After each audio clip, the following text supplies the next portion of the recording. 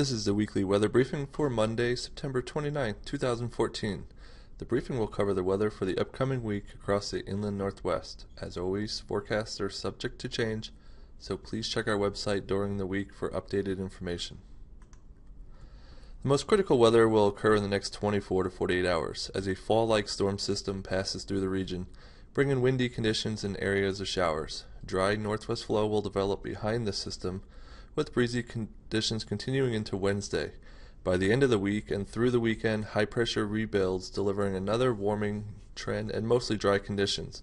There is some uncertainty how dry the region will remain, and we'll take a closer look at that later on. The water vapor satellite overlaid with the GFS 500 millibar height lines from this morning shows several features which will come into play this week. A slow-moving low-pressure system that has been anchored to our south will finally eject to the northeast tonight. Moisture and a few showers wrapping around this system are brushing southeastern Washington and the lower Idaho panhandle. The kicker to this system is an area of low pressure dropping toward the BC-Washington coastline. This system will usher a cold front through the region tonight, bringing the windy conditions and some lift for additional showers. Meanwhile, further off the coast resides a flat area of high pressure and atmospheric river to its north. These features will impact our weather by the end of the work week, through the weekend, and into next week.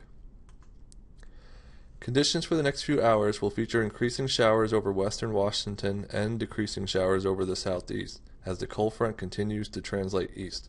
The front will actually utilize some of that moisture lingering over the southeast zones and bring out some showers tonight.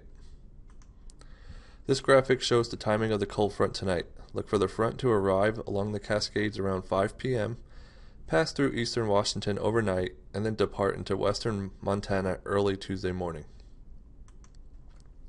The main impact from this storm system will be an increase in winds. Winds will pick up this evening ahead of the cold front and become gusty with the cold front passage overnight and Tuesday.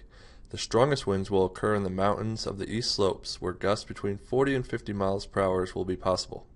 For the basin, gusts of 30 miles per hour will be more common. We cannot rule out an isolated wind gust surfacing on the Waterville Plateau or benches around Wenatchee, upwards of 40 to 50 miles per hour. Rainfall amounts with this system will not be very impressive. The deep basin will largely get missed. Heavier amounts will be possible in the mountains, but most locations will not receive over a quarter of an inch. The graphic is a rainfall total for the next few days, with all precipitation generally falling on Monday through Tuesday night time frame.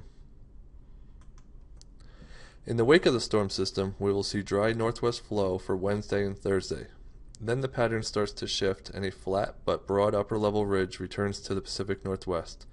A rich atmospheric river will run along the jet stream and mainly be aimed into southern British Columbia. However, several short waves will migrate along the jet and waver the moisture and threat for precipitation north to south from time to time. There is not high confidence on timing of these features at this time, but it is possible that the Cascades, Northern Mountains, and North Idaho Panhandle Mountains will also get some precipitation from this pattern as any one of these storm systems pass through southern BC. The strong westerly flow associated with this pattern will present a large rain shadow in the lee of the Cascades, which will extend towards the Idaho border.